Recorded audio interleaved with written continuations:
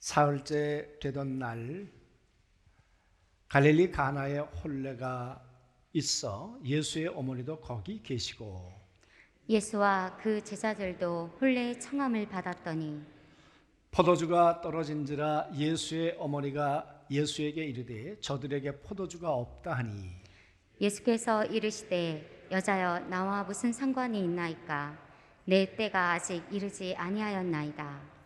그의 어머니가 하인들에게 이르되 너희에게 무슨 말씀을 하시든지 그대로 하라 하니라.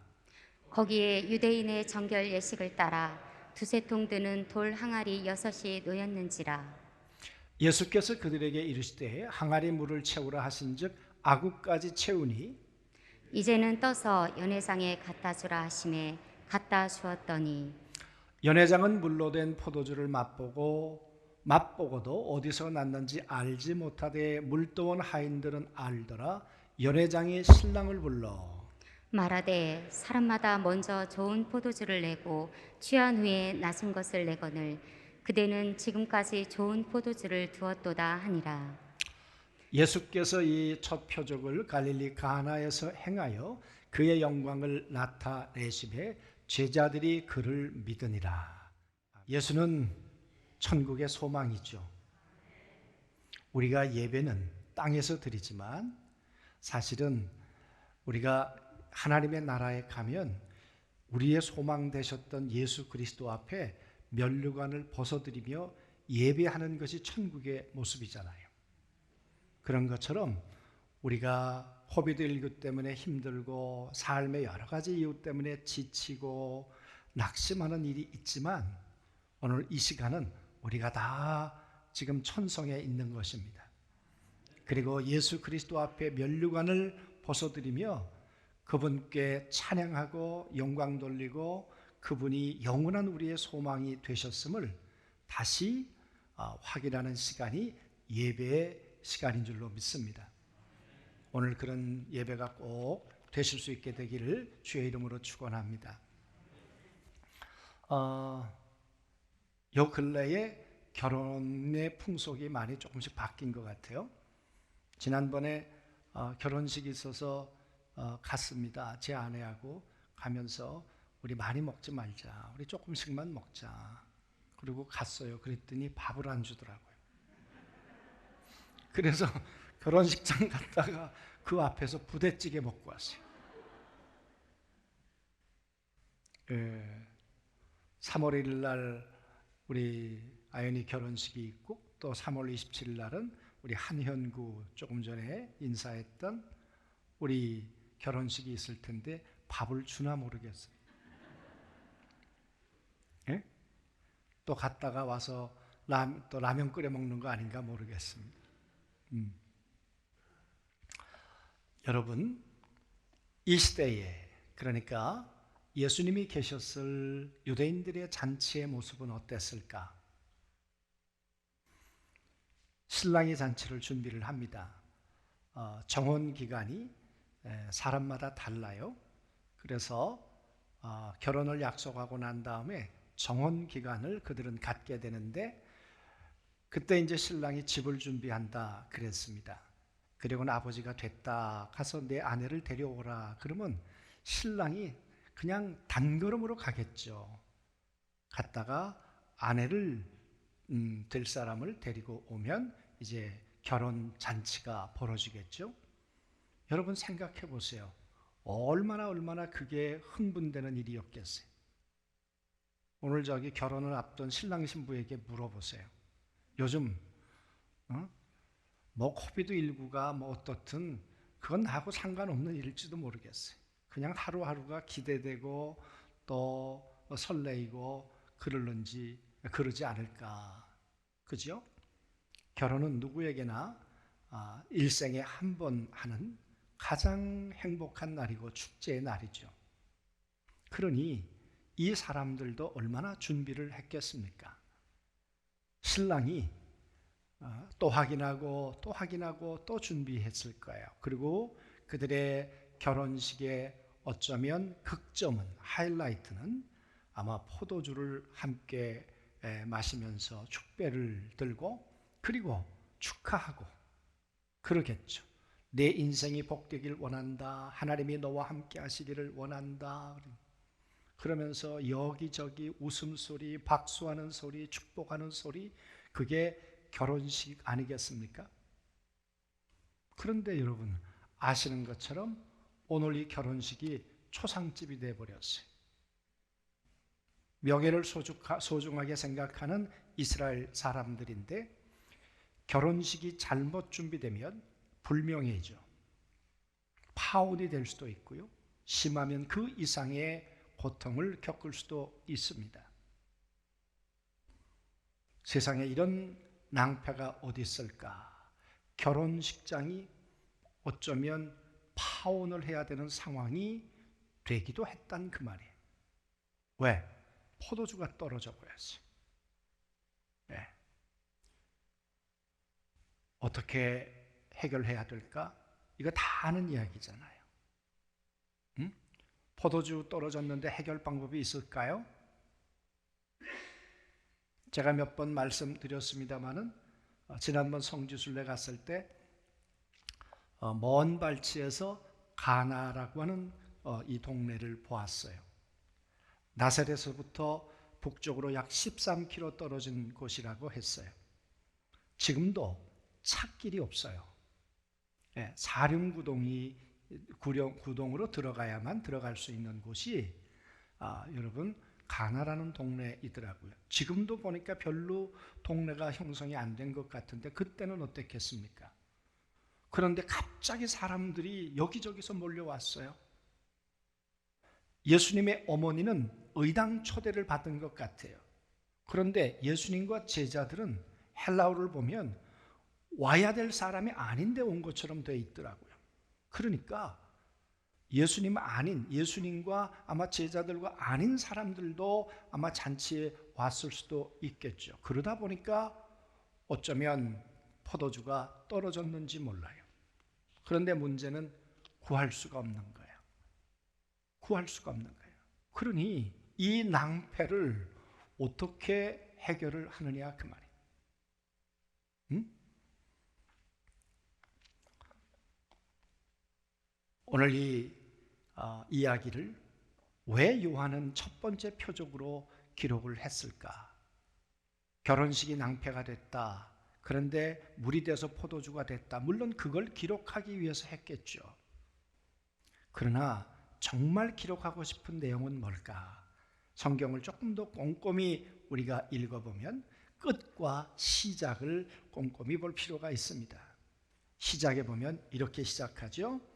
사흘째 되던 날에 갈릴리 가나에서, 그러니까 예수님의 제자들이 예수님과 함께 살아가기 시작한 지가 사흘째 되었다. 정말 하루 이틀 사흘인지 아니면 상징적인 사흘인지는 정확하게는 잘 모르겠어요. 그러나 우린 요한복음 1장에 보니까 세례 요한이 보아라 감탄했어요. 세상 죄를 지고 가는 하나님의 어린 양이다. 그 세례 요한의 감탄을 듣고 요한의 제자였던 안드레와 요한이 따라가기 시작했어요. 그 감격은 생명의 고리가 됐어요.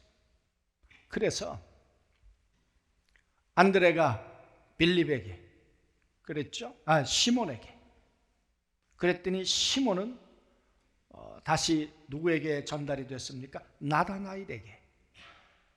그래서 이제 예수님을 하나님의 아들로 그리고 그리스도로 고백하는 제자들이 예수님을 따르기 시작했단 말이에요.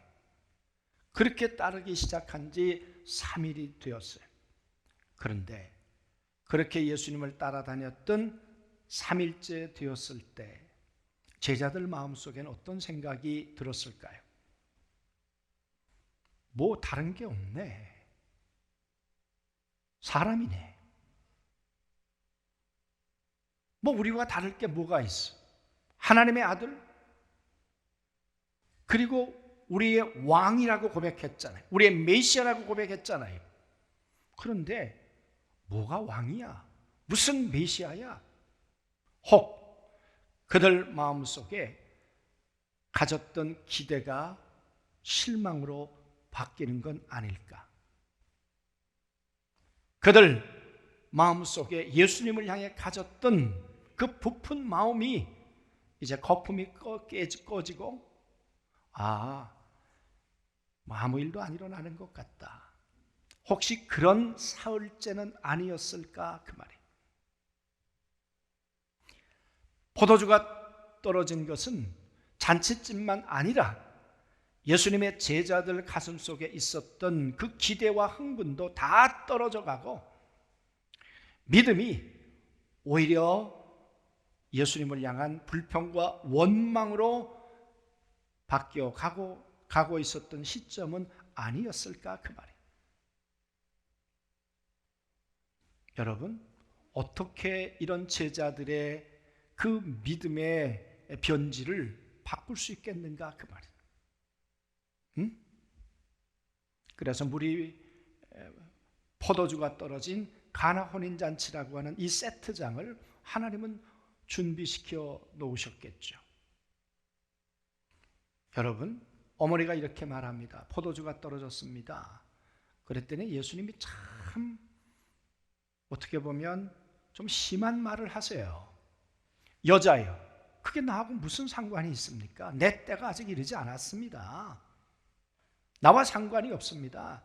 아니, 예수님이시라면 이 결혼식장이 이렇게 돼서 되겠냐고, 어떻게 방법을 좀 같이 찾아보자고 그래야 되는 거 아니에요, 예수님이? 그런데 어머님에게도 하는 말이 조금 좀 버릇도 없으신 것 같고, 그리고 냉정하기도 하시고, 나와 무슨 상관이 있냐고. 어떻게 예수님이 이렇게 말씀하실 수 있을까 그 말이에요. 그런데 마리아가 예수님이 누군지를 알아요. 내 아들이지만, 그러나 이 예수는 하나님의 아들이라는 사실을 마리아는 알아요. 그리고 말도 안 되는 이야기를 해요. 자기는 믿는지 몰라요. 마리아는 예수님이 하나님의 아들이라고 하는 것을 믿고 있었겠죠. 그런데 오늘 뭐라고 얘기를 하는가 하면, 하인들에게 이 사람이 무슨 말을 하든지 그대로 해라, 시키는 대로 해라. 생각해 보세요. 하인들이 무슨 믿음이 있겠어요? 예수님하고 통성명을 했어요? 제자들처럼 주는 그리스도시요 살아계신 하나님의 아들이라고 믿음의 고백을 하고 따라온 사람들이에요? 아니잖아요. 그런데 이 예수님이 시키는 대로 그대로 해라. 하인들이, 여러분, 아무리 하인들이지만 생각이 없어요? 상식이 없어요? 아니, 물을 떠다 놓으면 뭔 변화가 일어나는데요. 충분히 항변할 수 있고 말도 안 된다고 이야기할 수 있죠. 그런데 우리가 아는 것처럼 결례통 6개가 있었다. 결례통이란, 그들은 물통에다가 물을 받아놓고, 그리고 손님들이 오면 이제 발을 닦기도 하고 손을 닦기도 하지요. 그걸 결례탕이라고 하지요. 그러니까 결혼식장에 결례탕이 있었겠죠. 그런데 손님들이 많이 왔으니까 손과 발을 닦다 보니까 아마 바닥이 났겠죠.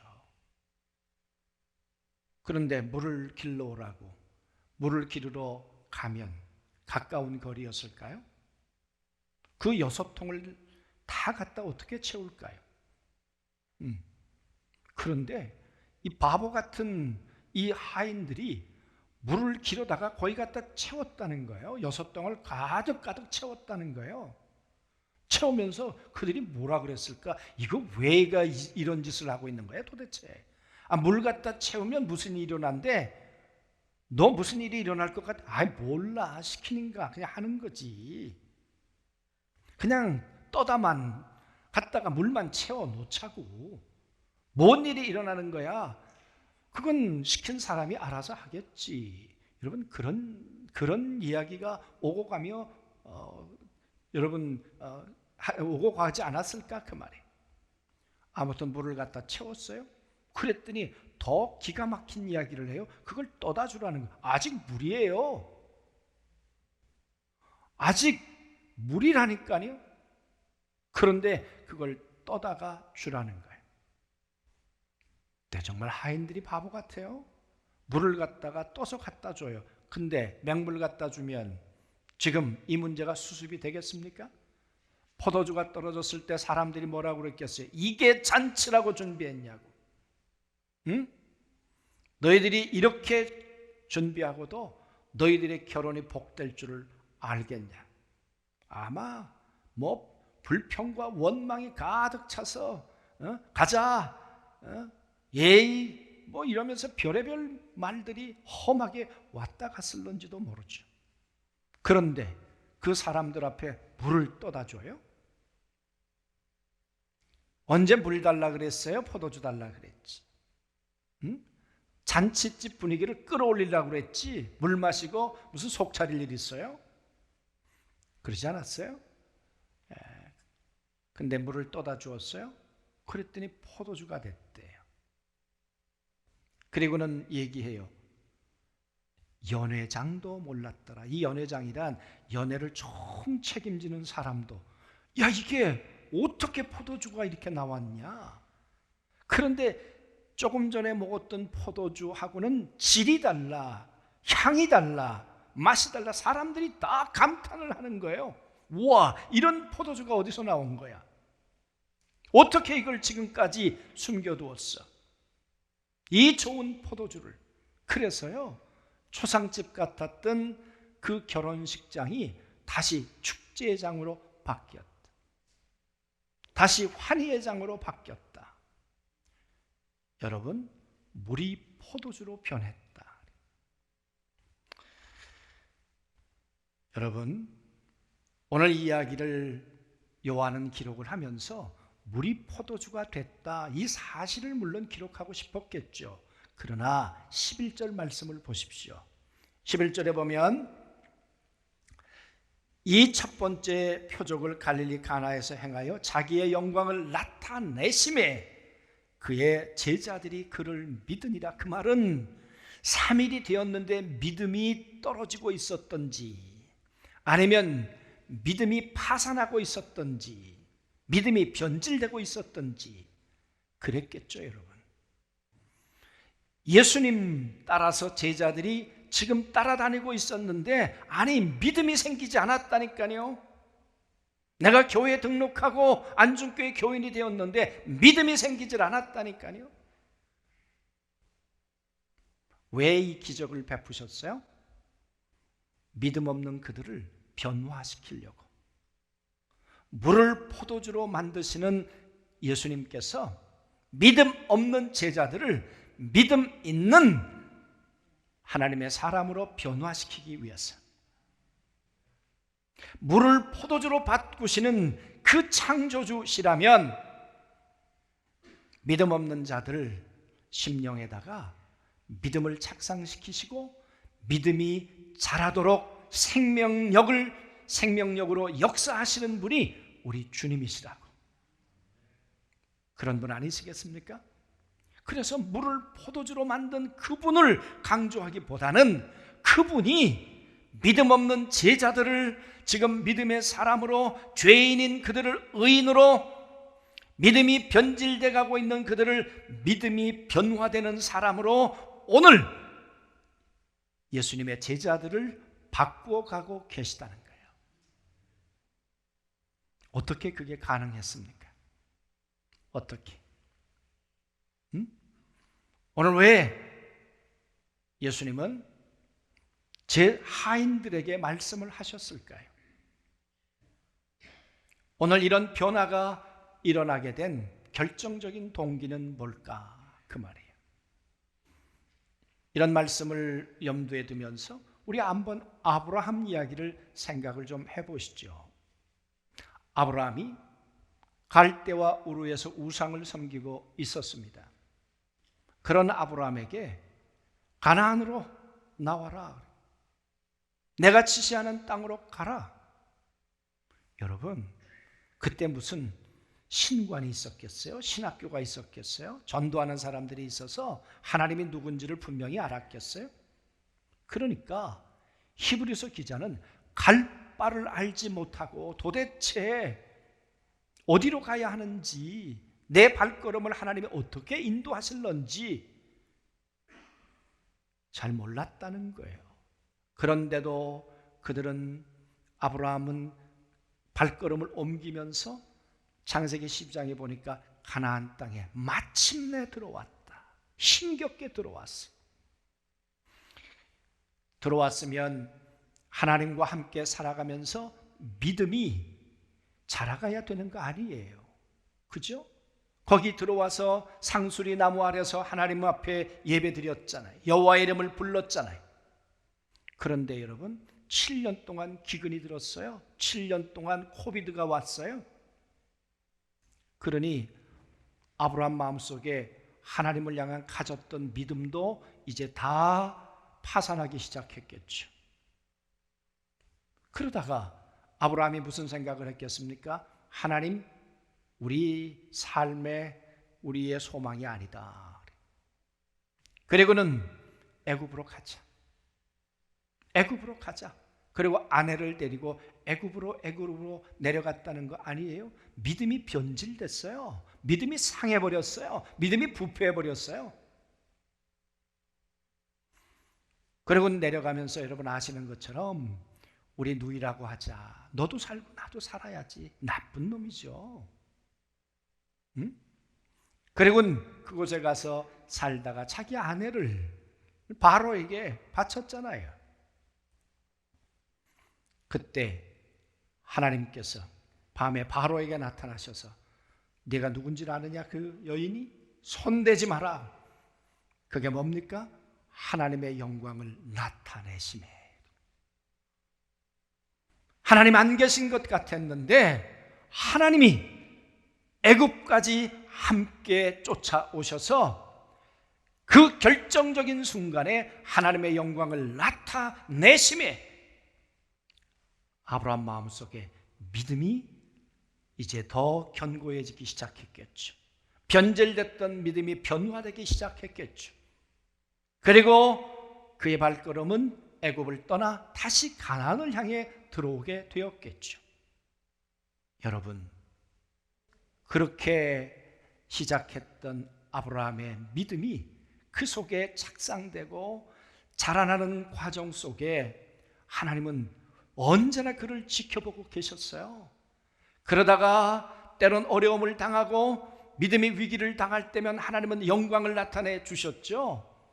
318명을 데리고 저 다메섹까지 가서 전쟁을 할 때 여러분, 집에서 길리운 사람들이, 그러니까 전투훈련을 받은 사람들이 아니에요. 군인이 아니란 말이에요. 그런 사람들을 데리고 전쟁을 한다? 100% 패배해야죠. 그런데 전쟁에 승리하고 많은 탈취물들과 조카 롯과 가족들을 데리고 돌아왔어요. 무슨 얘기입니까? 하나님의 영광을 나타내심에. 하나님의 영광을 나타내시는 이유가 뭡니까? 우리 안에 믿음을 키워가기 위해서. 하나님이 함께 하시다는 건 너무 소중하죠. 이스라엘 백성들 애굽에 나왔을 때 광야를 걸어갈 때 하나님이 함께 하시지요. 함께 하신다는 거 너무 소중하지만 중요한 건 함께 하시는 하나님이 영광을 결정적인 순간마다 나타내시는가 그 말이. 홍해를 가르시는가 그 말이. 목이 마를 때 마라를 엘림 단물로 바꾸시는가 그 말이. 배가 고플 때 하늘에 만나를 내려 주시는가 그 말이. 함께 하신다는 것은 결정적인 순간 우리의 믿음이 부패가 아니라 우리의 믿음이 변질이 아니라 변화되도록 하나님은 끊임없이 우리 안에 영광을 나타내시는 분입니다.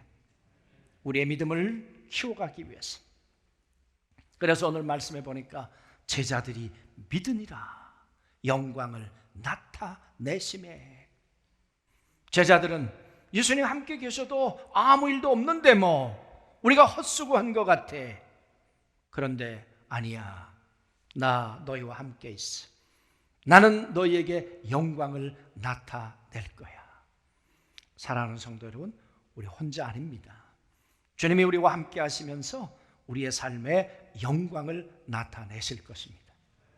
왜? 주님은 우리의 믿음이 변질되는 것이 아니라 변화되기를 원하시고, 우리의 믿음이 부패되는 것이 아니라 생명으로 자라가기를 원하시고, 우리의 삶이 퇴보하는 것이 아니라 우리 주님은 우리의 삶이 성장하기를 원하시죠.